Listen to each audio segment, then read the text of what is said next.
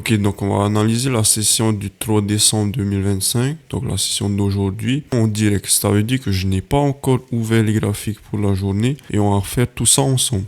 Donc voilà, je vais ouvrir TradingView avec vous et on va découvrir ce qui s'est passé durant la AM session juste ici. Ok, bon, ben directement ce que je fais, c'est que je vais directement en daily sur la HTF pour comprendre ce qui s'est passé sur la HTF. Ok, donc on a notre journée d'aujourd'hui qui est ici, ok. Ce que je peux remarquer, c'est que ici on avait un order block, ok. Ici on est revenu dans cet FVG, puis on a créé un order block, on a clôturé au-dessus. Tac. Mais ça veut dire que là, on a un order block. Donc je vais marquer order block. Mettre OB, tac. Voilà, on a eu un order block daily juste ici. Pour moi, qu'est-ce que l'on a fait directement? On a open la journée, on est revenu dans cet order block, on a rejeté. Ok. Donc voilà, bon, c'est tout ce qu'il y avait à voir en daily. Honnêtement, il n'y a pas grand chose. D'ailleurs, on a pris le previous daily high juste ici. Je vais marquer quand même le previous daily high. Previous daily high. Au cas où on aurait besoin. Tac, top. Donc voilà, ici, bon, c'est tout pour la daily. On va dropper maintenant le time frame pour comprendre un peu le market profile de la journée, ok. Donc ceux qui savent pas c'est quoi le market profile, c'est... En vrai, je l'ai pas réellement bien expliqué dans la vidéo, mais allez voir quand même la vidéo où j'explique le daily biais. Enfin, le biais daily, pardon. Donc ici, on a notre journée, ok. Donc la journée, elle commence ici, à partir de cette candle juste ici. Donc ça commence à la Londres. Ici, on a la New York, le début de New York, ok. Donc je crois que ça c'est de 6h à 10h. Et ici, vous avez de 10h à 14h. Voilà. Donc voilà. Ici, on a le début de la journée. Donc ici, on a l'open qui est de la journée. Du coup, moi, ça m'intéresse pas de tracer l'open de la journée. Ce qu'on peut déjà faire, c'est tracer l'open de la AM session qui est juste ici. Donc je vais faire ça. Donc ici, on trace l'open qui est juste ici. Ok, on est en H4. Hein. Donc je mets l'open de la session, de la AM session. Commence à 10h pour moi. Du coup, sur le market profile de la journée, ce que je peux voir, c'est que l'on a fait l'accumulation durant la Londres, ok. Donc on a fait ça, l'accumulation. Durant le début de New York, c'est-à-dire de 6h à 10h, ce que l'on on a fait la manipulation et la distribution en même temps. Ok, donc on a fait ça. Et on est parti à la baisse, okay, pour aller chercher des targets. Ici, c'était l'order block, okay, pour revenir dans cet order block juste ici. Donc voilà, donc on a fait la manipulation, distribution du coup, durant le début de New York. Durant la AM session juste ici, qu'est-ce que l'on fait? Ici, pour savoir à partir de ce market profile ce que l'on va faire à la suite, normalement, à chaque fois que l'on fait ça, c'est-à-dire l'accumulation, la manipulation et la distribution, ce que l'on va faire à chaque fois, c'est un retracement, ok? Un retracement ou un changement de structure, ok? C'est tout le temps ça sur ce market profile là ici. Et c'est exactement ce qui s'est passé durant la AM session d'aujourd'hui. Si vous regardez juste ici, on a fait l'accumulation, la manipulation, distribution juste ici. Et on fait le retracement qui vient dans la AM session de 10h à 14h qui est juste ici. Okay. Donc voilà, juste avec ces deux candles là, on pouvait prévoir qu'est-ce qui allait se passer durant la AM session qu'il y a juste ici. Okay. C'est-à-dire on a eu un retracement qui est forcément aussi. Plus on couple ça avec l'order block daily que l'on est venu chercher juste ici. Okay. Et donc voilà, bon, sur le 4 heures, il n'y a normalement plus rien à voir. Je vais juste regarder un peu, bien regarder s'il n'y a pas d'autres choses qui manquent. Je crois qu'on est bon. Vous pouvez peut-être marquer cette rejection bloc au cas où, ok, comme target. Parce que ça c'est une grosse candle, ok, ça c'est beaucoup d'injection de liquidité juste ici. Beaucoup de volatilité surtout. Donc ici, on ne savait pas si on allait réellement aller chercher le previous H4 high ou le previous H4 low. C'était vraiment, enfin, parce qu'il y a déjà eu une grosse injection de liquidité dans cette candle ici. Donc, on pouvait mettre la rejection bloc juste ici ou la rejection bloc qui est juste ici. Ok. Bon, moi, je vais mettre RB pour dire rejection bloc. Tac, top. Fait pareil ici, RB. Hop.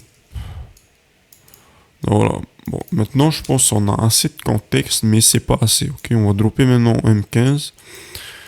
M15, qu'est-ce que l'on a fait? Donc, on a notre RB qui est juste ici, rejection bloc, l'open.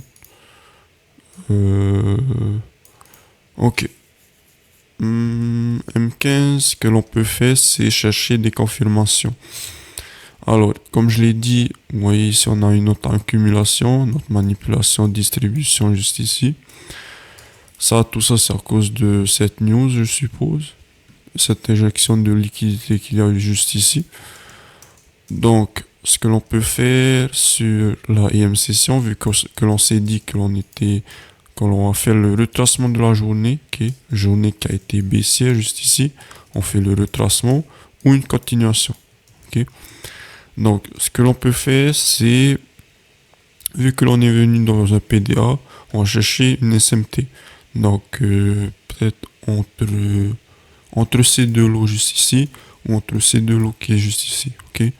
Donc là, je vais ouvrir mes graphiques et je vais regarder sur ES en premier si on n'a pas fait une SMT. Donc, comme je l'ai dit, entre ces deux lots ou ces deux lots, ok. Sur le S&P 500, bon, on peut remarquer qu'il n'y a aucun SMT. Vous voyez, ce lot et ce lot, ce lot et ce lot, ça se ressemble. Enfin, il n'y a pas de lot de higher low ici. Pareil, ces deux lots. Donc, il n'y a pas de SMT entre le Nasdaq et le S&P 500. Maintenant, on va aller regarder sur le Dow Jones si on n'a pas fait une SMT. Donc, si on regarde bien juste ici, entre ces deux lots qu'il y a ici, bon, là, directement, je vois une SMT entre ce lot et ce lot. Ok, ce lot et ce lot. La SMT, pour ceux qui ne savent pas, c'est juste deux marchés corrélés. En l'occurrence, ici, on a le Nasdaq et le Dow Jones. Mais vous pouvez aussi utiliser le Nasdaq et le S&P 500 pour trouver des décorrélations pardon, sur le marché. Donc ici, on a bien une SMT entre ce lot et ce lot. Donc ça, c'est bien. On peut déjà savoir que l'on va avoir un trade dans cette session-là. Okay? Maintenant, il nous faut une target. Comme on a dit, il y avait cette rejection bloc, mais il y a une autre façon de target, c'est d'observer son trade durant la session. Je vais vous montrer comment est-ce que l'on fait ça. De regarder les targets pendant le développement de son trade. Donc ici, il y avait une SMT comme on l'a dit. On a l'open de 10 heures qui est ici. On va dropper maintenant en low time frame pour chercher des entrées sur le marché. Donc on va dropper en M1. Ici, on peut très bien voir si on regarde sur le Dow Jones et le S&P 500, il y a bien une SMT entre ces deux lots. Voilà, bref. Donc, on a une SMT, on a un CISD qui arrive à partir de cette candle qui est juste ici. On close au-dessus de cette candle. Tac. À partir de la close de cette candle, on peut chercher des positions à la hausse. Ok. Donc, on peut positionner notre entrée sur le CISD. Donc, imaginons que l'on entrée à 10 heures, donc qui est juste ici. Ce qui est parfait parce que on cherchera toujours à entrer en dessous de l'open de 10 heures. Ok. Donc, ici, on a l'open de 10 heures. On va entrer en dessous. Ce qui est parfait parce qu'il y a juste le CISD qui est juste ici. Donc, ensuite, le stop loss, il y avait deux endroits où on pouvait le mettre. Il y avait soit ce lot, soit vu qu'il y a une EVG juste ici, on pouvait mettre sur le lot de cette EVG ici. C'est moins un high proba, ok, il y a des risques où le marché peut venir chercher juste ce lot et puis repartir. Soit vous prenez le risque, soit vous mettez votre stop loss sur ce lot et là, il n'y aura aucun problème, ok. Vous aurez juste moins de risque reward, mais il y aura moins de problèmes. Bref. Donc, si on avait pris ce lot et cette entrée, notre target, ça aurait été la rejection bloc que l'on a invitation en H4, ok, rappelez-vous. Donc on a la rejection bloc, elle est juste ici, ok. Donc on va aller target cette rejection bloc. Si vous avez mis ce trade là sur ce lot, sur cette entrée et cette target juste ici, ça vous aurait fait un trade à 2,56 RR.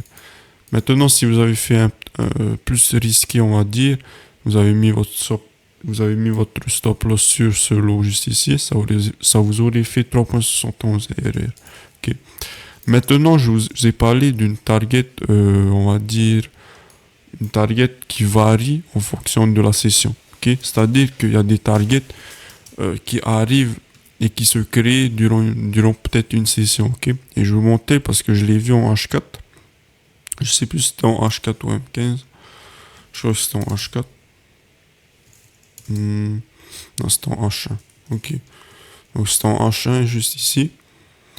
Donc ici, on a eu, vous voyez, ici on a la candle de 10 heures, ok. Donc la session elle dure de 10 heures à 14 heures, ok. Bon, elle n'est pas encore terminée, mais la plupart de la volatilité, de la liquidité qui est injectée sur le marché se passe entre 10 heures et 14 heures, 10 heures et midi, ok.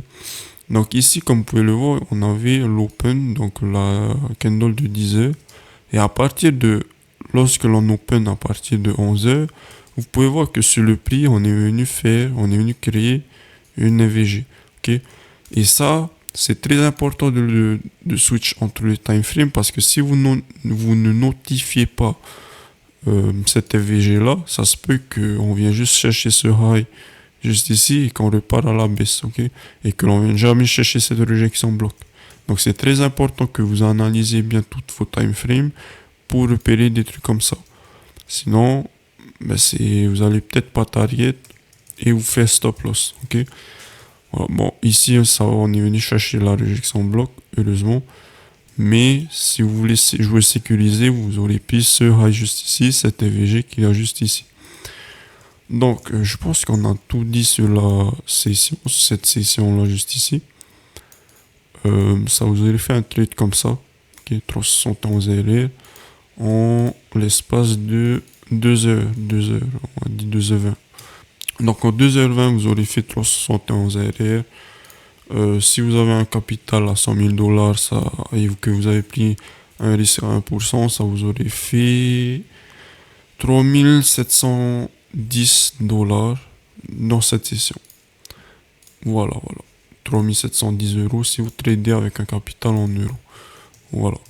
Sur ce, les gars, j'espère que vous avez compris un peu l'analyse. De toute façon, sur cette chaîne YouTube, je vais vous apprendre tous les concepts que je vous apprends dans ces vidéos, que j'utilise en tout cas dans ces vidéos. La rejection bloc, je sais que j'en parle pas, ok, mais c'est une PDA, une zone de support ou de résistance sur le prix. La SMT, pareil, je vous ai jamais réellement parlé de ce que c'est et comment est-ce que je gère les time frames, ok. Donc abonnez-vous à cette chaîne, les gars, je vais essayer de vous prouver un maximum de valeur sur le trading. Sur ce, je vous souhaite un bon trading. Ciao.